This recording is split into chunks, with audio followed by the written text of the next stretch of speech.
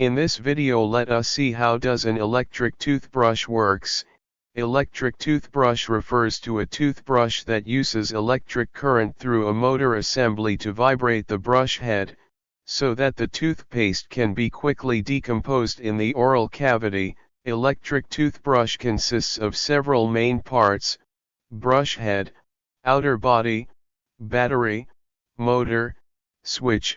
Firstly, brush head on the upper part, which takes on the burden of brushing the teeth.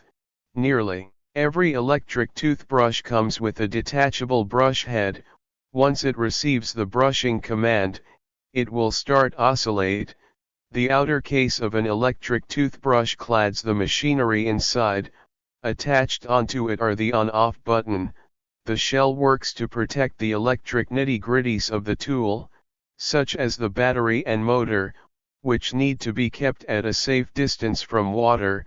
The motor of an electric toothbrush cranks to life when the power is switched on. The motor will begin to spin once it receives energy through the battery and orients the brush head to produce a brushing motion.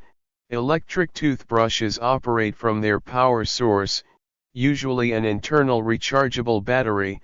This battery provides the energy needed to spin the electric motor inside the brush. The battery life can differ depending on the toothbrush model.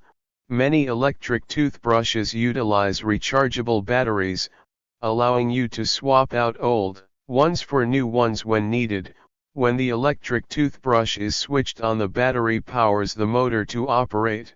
The motor cam rotates at a high speed, and this high-speed rotation is carried to brush head by a motor shaft. It converts the high-speed rotary motion of the brush's electric motor into reciprocating brushing motion, that cleans your teeth more effectively. Instead of spinning, it oscillates back and forth. So this is how an electric toothbrush works.